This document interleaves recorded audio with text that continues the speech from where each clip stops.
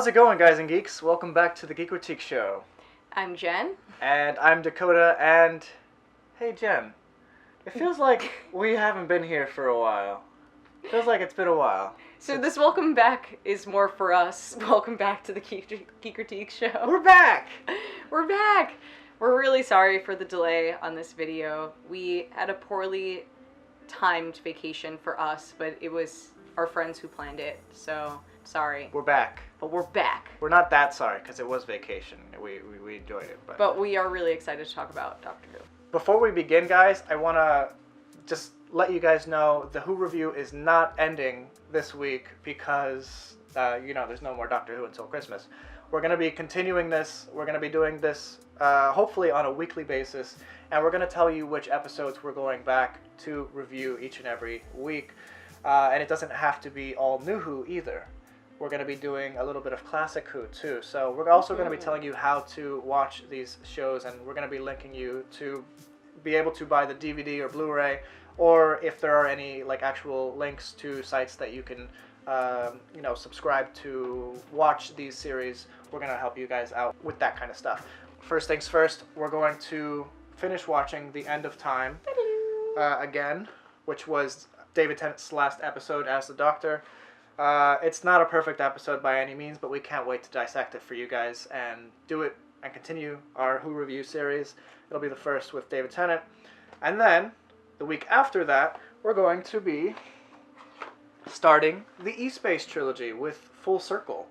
Ultimately, we want to get into... the one I really want to see is State of Decay, the middle part of the E-Space trilogy. So that will be, I guess, 3 weeks from now. Yeah, I'm super excited, guys. I can't wait to get into this. I'm so excited that our Who review isn't ending here, because for a little bit we kind of thought it was, when we were like, can't stop now. Let's keep going. Can't stop, won't stop. We're like a week late on this review. Let's talk about it. The Doctor falls. The Doctor fell. Probably, let's count how many times the Doctor fell in this episode. I can't remember. But it was at least 2 or 3 times. Let's talk about where this episode left off with the last episode, World Enough End Time. We had the reveal that John Sims' master was back instead of Mr. Razor the entire time. And we had a double master story for the first time in the TV series. Which I must say was so phenomenal. They did it so well. The times that I just felt like so happy seeing them with their dynamic together was so perfect. John Sim especially was just so evil, down to his core. He was eating it up. He did not care. Oh, he had such a fun time filming loved this, you know that. Oh my gosh. Especially the part where he's practicing his eyeliner. Just all the little things that they threw in there with him, I loved it. And the dynamics between his master and Missy were perfect.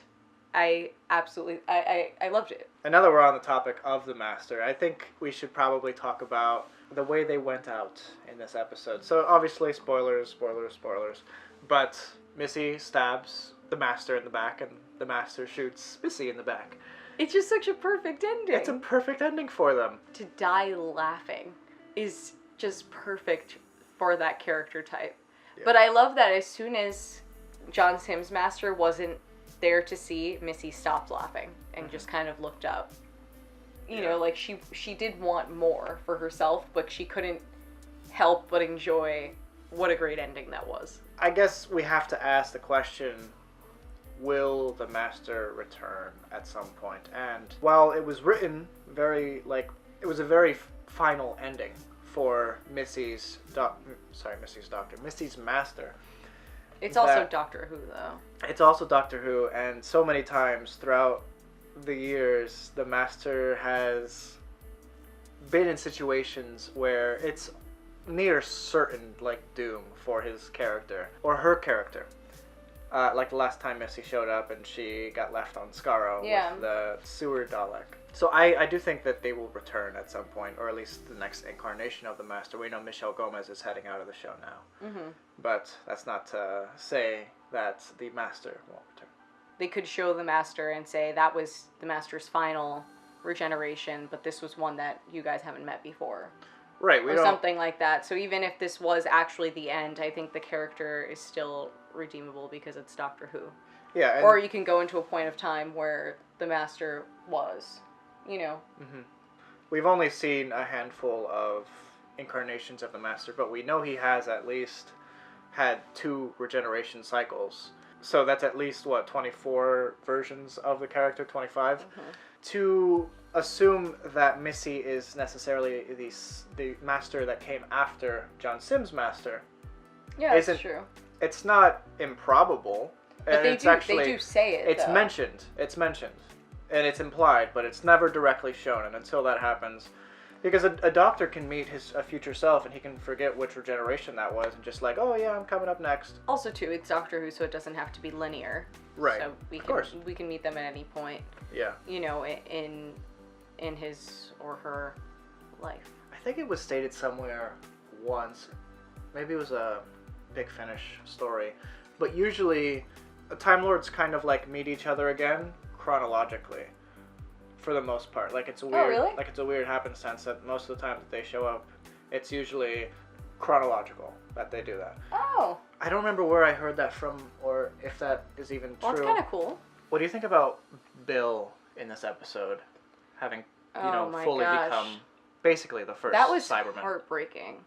The way that they filmed the scene with Bill talking to the doctor and where she's getting mad, where some cuts where she looks like herself, and then you would see the shadow of the Cyberman, his little headpiece, or her little headpiece.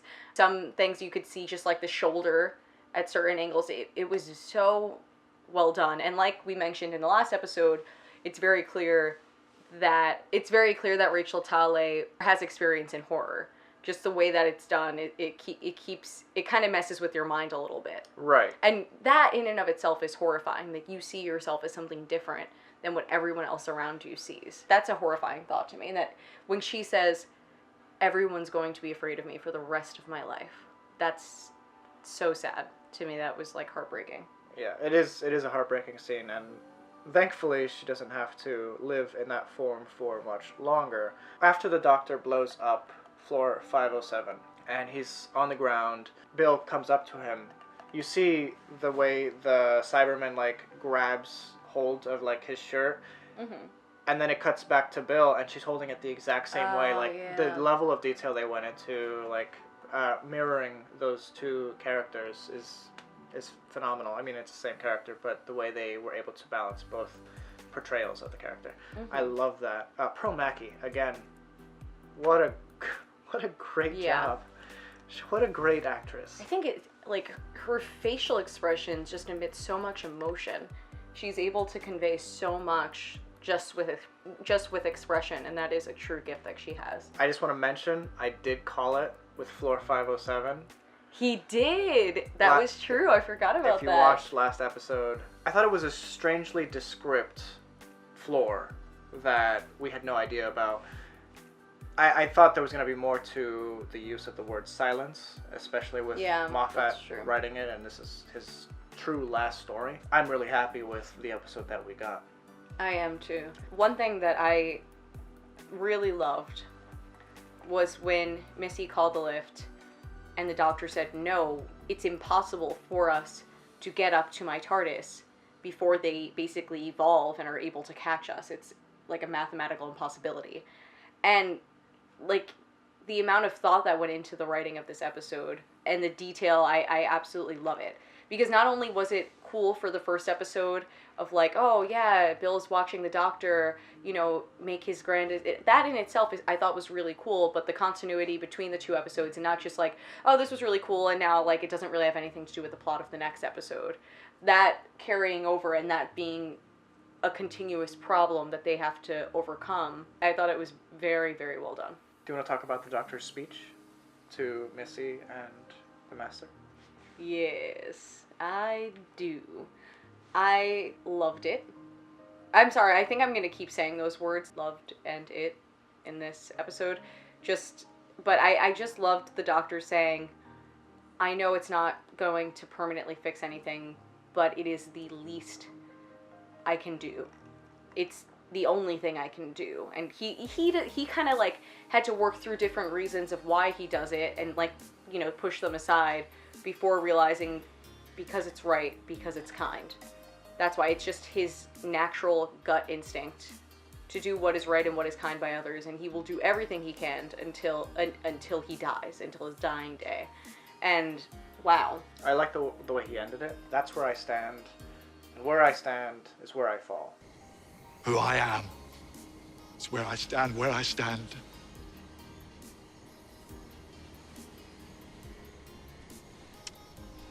It's where I fall.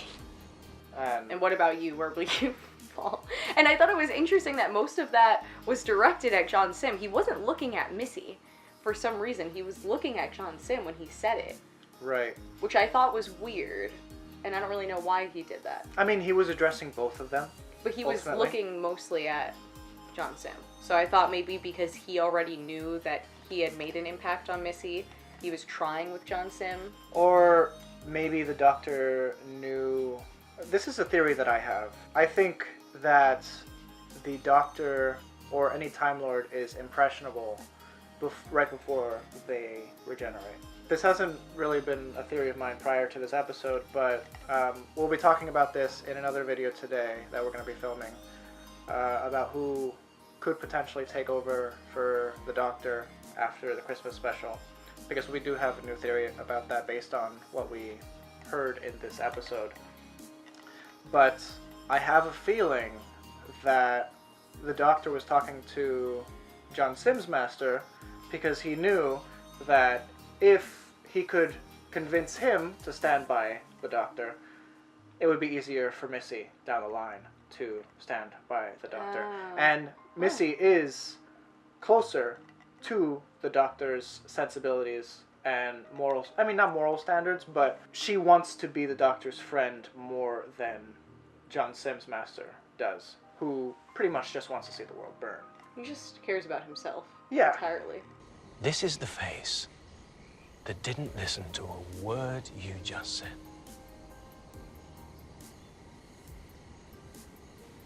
said. John Sim's line after the Doctor's speech is incredible. Take a good long look. This is the face that hasn't listened to a single word you just said. Towards the beginning of the episode, when someone said he had a round face, I literally kept looking at how circular his face was after that, and oh my gosh, it was so funny. I loved it. So many great scenes in this. So many great discussions. Mm-hmm. But yeah, you could see, like, during the Doctor's speech, Missy's face being affected. But what breaks my heart the most is that Missy was going along with John Sim just like she could kill him, and she was going to return to the Doctor and fight by his side. So that must have been so hard for her to walk away from him then, but she didn't want to give up her position. And she never made it back to him, so he doesn't know. Yeah, he doesn't know the sacrifice that she made. And that sucks. Yeah. We might not be completely certain that she's going to die, but she seemed pretty certain that she was dying then. And she was laughing about that, but I think part of her was like, I never got the chance to stand by his side, to be his friend in return. And that's so sad. One of my favorite scenes in this is a small, I mean, it's not a small scene, it's a pretty emotional scene. It's with Nardole saying goodbye to the Doctor and Bill. And Bill says you'll find the words at some point, or you'll find the words eventually. And then he turns around and says, "You're wrong, you know. Quite wrong. I never will be able to find the words." I wonder if this is the last we'll see of Nardole. I kind of hope not. I actually really have, like, grown to like him a lot. Yeah. I mean, I always kind of liked him, but it's been the past few stories with him that I've really, like, grown to, like, care for his character, even though he's just an android, you know? Yeah. No, but he's so much more. Oh yeah, no, he's got a lot of heart. I love that. Yeah, he does. He does. He's And so he tries sassy. to deny it. Yeah, I love how sassy he is. Oh, I love it. It's great. And that scene, too, where, you know, basically the Doctor says to him, who's stronger, the Doctor says, like, I don't know if I've got another one in me. This is why you have to do it, because you're an android. You're going to live longer than I am. Or at least that's what the Doctor seemed to have been thinking. I love the setting of this episode as well. Very creatively done. That's just a bunch of farmers. On a spaceship. On a spaceship. And I thought that was really cool as well, because now you have this really, like, high sci-fi concept, and then there's a farm in the middle. And I thought that was cool. And then when Nardole, like, updates all the guns and stuff, and they're like, whoa! Which made sense in its own right. Basically, he was using the fuel lines underneath each floor to blow it up, basically. And he's using the guns or the bullets or the ammunition as a targeting reference for what needs to blow up. And I thought that was great. And one thing that I thought was weird, there's a couple things that I thought were weird, but one of them was the Doctor giving the little girl mankind's first weapon, the apple, tempting, isn't it? And then having her throw it to kill, all the Cybermen. And I just don't picture, when I think of the Doctor, having him get a child to kill them. That's a good point. I thought that was not, like, it's cute, I guess, because I thought that little girl was very well written. As far as, like, some of the responses that she had for Bill, she actually did talk the way a child would. But if I was in the Doctor's position, I just don't get why you wouldn't put that burden on an adult as opposed to a child. Because children are so impressionable. So having a little girl go and kill all those Cybermen, like, what is... Who are former people. Yeah, exactly. That's gotta really take and then its toll she had already, like, built this relation. He had her, like, build a relationship with Bill, and then kill all those other Cybermen that looked very similar to Bill. Right. So I just thought that might have sent just the wrong message a little bit. Yeah. To her. Like, it's a good thing the Doctor's daughter did, like, disappear, because I don't know if his parenting skills are too on point. But it's them or us. It doesn't mean you have to kill them. I'm trying to save your life. Listen to me. Killing. After a while, it infects you. It's pretty incredible how many kids Stephen Moffat uses or how many stories Stephen Moffat does with kids in them. And I have a feeling it's because, he remembers Doctor Who as a kid. He remembers what it's like watching Doctor Who and being basically the bystander by the telly. I can't relate to that because I wasn't a kid when I started watching Doctor Who. But I like that he is capable of capturing that fantastical element through the eyes of the kids. Because whenever there's a kid, it's always just like wonderment, Yeah. He doesn't write teens very well, and that's why he doesn't do it very often. Teens are tricky. Teens are a little trickier. I don't think they know themselves very well. No. You know what episode teens are really well used in? The episode Midnight. We've broken down. Oh, thanks, Jethro. In the middle of nowhere. One thing that I wanted to bring up in lines with what Dakota said before that I forgot to say was during Nardole and even like Bill and the Doctor, none of them knowing how to say goodbye, to me that seemed like Stephen Moffat not knowing how to say goodbye. And a little bit, yeah. Actually. I think that was him being like, yeah, I'll never find the right words. Because I'm sure he was sitting there figuring out, like, I need, like, an ending thing that I say, like, goodbye to everyone. And it's true, like, anytime I've ever had to say goodbye to someone, you really, like, there aren't any, like... proper words. Yeah, I actually hate doing it. Like, anytime I've had to say goodbye where you're actually not sure if you... Like, I don't know if I'm going to ever see you again. I hate it. Like, I'd rather just play it cool and be like, yeah, I'll catch you sometime, I'm sure. Because the words don't come to mind, and it's hard to explain to people what impression... And yeah, I feel like the word impression keeps coming up in this episode. I feel like it is very much, like, about impressions. But, like, it's hard to explain to people, like, what impression they made on you or how this changed their life. And I'm sure Doctor Who has impacted Stephen Moffat's life so much that's, like, how do you even put that into words? Yeah. So I liked the way that he did it. I thought that was interesting. As a last episode for Stephen Moffat, and let's be clear, he is writing the Christmas special that's coming up, but he's not writing the regeneration bit. Chris Chibnall is going to be doing that because that's entirely his domain. He has cast the next Doctor, and that's for him to do, basically. So I appreciate that. As it is, these past two episodes, I've found them to be extremely strong, especially when you consider what Moffat usually writes. Not that he usually writes crap, but he usually writes... He's had his moments. Yeah, Stephen Moffat has had plenty of moments throughout his years. He's one of the most prolific Doctor Who writers ever. But But I was saying, like, he's had crappy moments. Oh, he's had those too, yeah. But he writes very similar stories very often. So seeing a story that felt as fresh as this one, even acknowledging all the tropes that he reuses, I can really appreciate, because he's doing the best with what he has to offer, you know? So I really got to give him props for this. I know a few people had issues with, I guess, the Deus Ex Machina of the episode. The guy in the machine, how Heather returned as the pilot. And Yeah, no, I actually really didn't like that at all. I didn't like it, but we saw it coming from the first episode. Yeah. Remember, we were like, yeah, she's definitely coming back. Yeah. Probably at the finale of the series. Yeah, exactly. But it was a little disappointing because, not that I didn't want Bill to die, but I didn't want, like, this big fairy tale ending where everything is as it should be and nothing's changed, nothing's definitive. Right. And that's kind of, I don't know, to me it took away from the story. You built a really fantastic story, and we were all super into it, and then, I don't know, just to, like, not that it's letting us down, like, because obviously we want Bill to be happy, like, we like her, but it was such, like, a 360 from the scene that we were just showed, and it wasn't progressive. It wasn't, like, a little, even if it was, like, a little glimmer of hope, I would have been like, oh, okay. Maybe even if the episode had ended just with seeing her eye. Or something like that. Because we all know that would have been good. That would have been good, because then it's not just like a perfect 360. And then you see her smiling with Heather over the doctor's presumably dead body at the moment. Because she thought the doctor was dead. And she's like, will you rest in peace here? And now you're just like flirting with this girl. Like, I don't know. To me, it's a little insensitive. Like, he was your friend. And now he's dead on the ground. And you're like, I've learned a lot. Now I can show you It's around. a little action movie trope. Like the idea that you're gonna, after an extreme battle or after some traumatic event, you're just gonna fall in love instantly. It's kind of ridiculous.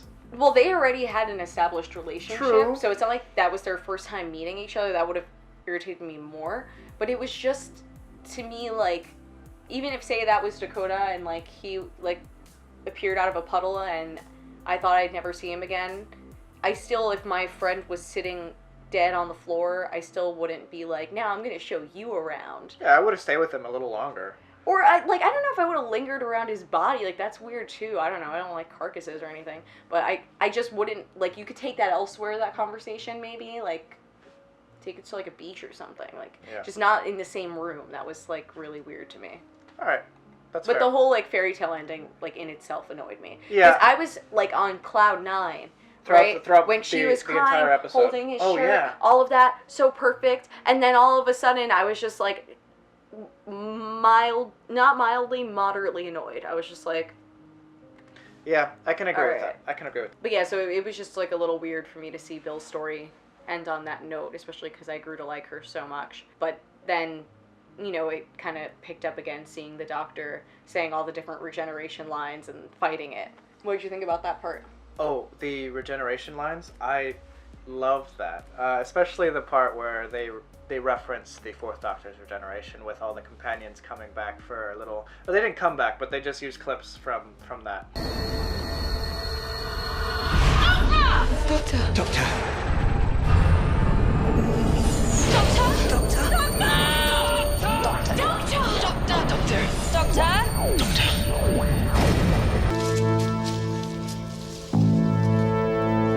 Doctor! Doctor?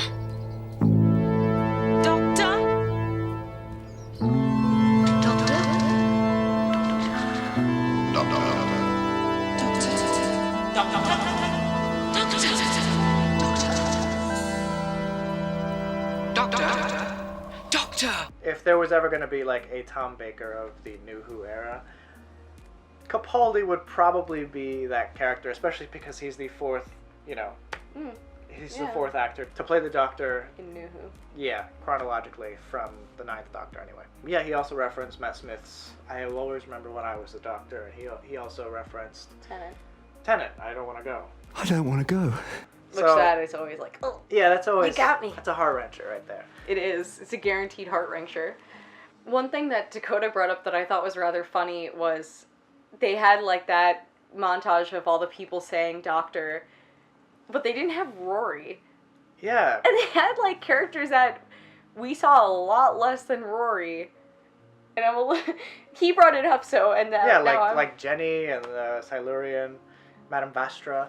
Yeah, it's like, what about Rory? What about Rory? Everyone forgets Rory. I wouldn't be surprised if Rory's dad showed up and said doctor, and not Rory. But That anyway, actually would be even funnier. that would have been funny. Yeah, I think it was a really good way to end the episode by, you know, the TARDIS dropping him off in what looks like Antarctica, which looks like the end of the 10th planet, and having the first Doctor appear, as played by David Bradley, obviously not William Hartnell, but David Bradley showing up and playing the role as the first Doctor. I thought that was so good. I'm so excited. Oh, you should say your theory. Dakota said to me after that episode if or maybe it's more of like a thought than a theory, but he wonders if they're going to do like a Ghost of Christmas Past sort of episode. Oh yeah, For the Christmas I really special. do think that's what's going to happen, and I'm going to touch upon this in the next video that we do. But, Oh, sorry. Well, no, I can talk about it a little bit here. I do think that it doesn't look like the first Doctor wants to change either. So it looks like Peter Capaldi is going to try to encourage the first Doctor to give in to regeneration. And then he's going to realize at that point, oh, no, I got to do it too. I will not change. I will not. No. The whole thing's ridiculous. Hello? Someone there! Who is that? I'm the doctor! The doctor. No, I don't think so. No, dear me, no. You may be a doctor, but I am the doctor. The original, you might say. I think that would be a really interesting concept for an episode. What do you guys think about that? Yeah, I think that's probably what's going to happen, especially for A Christmas Story. And we already had A Christmas Carol episode. The 2010 Christmas episode, that was pretty good. That's probably my favorite of all the Christmas specials. But, yeah, I'm really looking forward to it. Me too. Overall, Jen, what did you think of this episode? Like, considering you loved all of it until the ending, where it was just like, pew, pew, pew, pew. Yeah, it was just like, meow, whoop, boo. Okay. Or more like, whoop, boo. Like a little Oh, curve yeah. up at the end. The end was fantastic. Yeah, that's true. So it was like, meow, meow, meow. But, yeah, so that's how I felt. I've got 2 words for you. That emotional spike. Loved and in. Loved and it. Okay. All right. Very good. Very good. It's a solid 9 for me. Like 9 out of 10. I was really happy with it.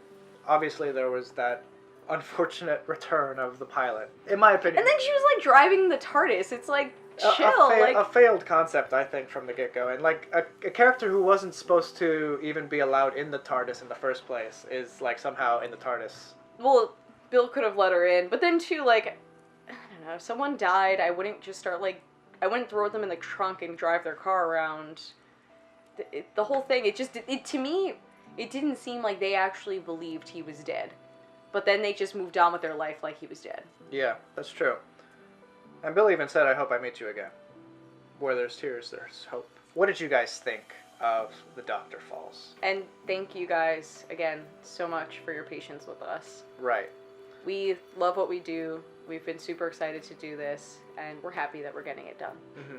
And also, guys, as we mentioned at the start of the show, we are continuing our Who review series. If you want to follow along, you definitely can. We would appreciate it. We're going to leave links in the description below for any Amazon purchases of like the DVDs like we have here. We already showed you, but we're going to be doing Full Circle. Oh, no, we're going to be doing The End of Time first next week, and Full Circle, a 4th Doctor story, the week after that. So if you guys want to follow along and maybe haven't seen those episodes in a while or haven't seen them in general, you can do that. And if you guys do get those DVDs by clicking the link in the description below, we get like 5 or 6% of whatever you spent on it. So it Pew, helps pew, us out a little pew. bit, you know? And I'm just so thrilled to be getting a proper Doctor Who education, and the thought of doing it with you guys warms my little cold heart. Yeah. You'd have a cold heart. I do. All right, guys. Have a good one. Bye.